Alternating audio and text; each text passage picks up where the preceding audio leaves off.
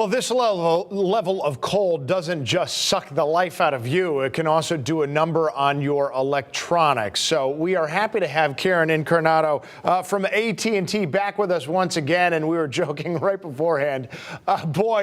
We couldn't have timed this segment any better about how to protect your phones and your devices from the cold. Keron, good morning. Glad you're with us.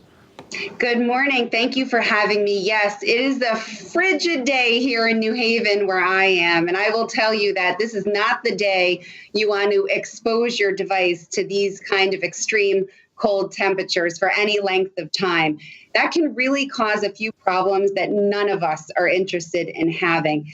You know, believe it or not, the cold can really cause your battery to drain faster. And if you have some prolonged exposure to the cold, it can actually make the phone's hardware a little bit more brittle, which can lead to things like cracked screens and other issues.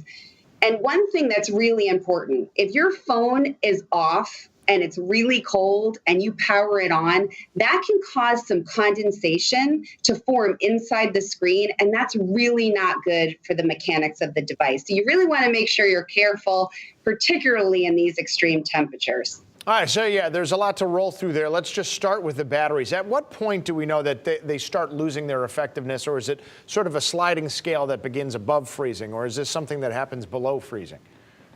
Yeah, well, extreme temperatures, all devices are different. So it's going to vary depending on the device. But a lot of damage can happen as a result beyond the battery. And let's face it, our smartphones are an investment. So our most obvious tip is to do your best not to take your phone out into extreme temperatures. But, that's easier said than done. I know half our lives are wrapped up in our smartphones. So realistically, the recommendation to keep your battery charged, to keep your device safe and healthy, try keeping it in your purse or a bag or a pocket just to keep some protection. Yeah. We also recommend a protective case, protecting your phone from water, dirt, snow, any droplets of liquid. I really like the OtterBox. They're really good for weather protection, and then some of those drops on the ice that we see in the wintertime.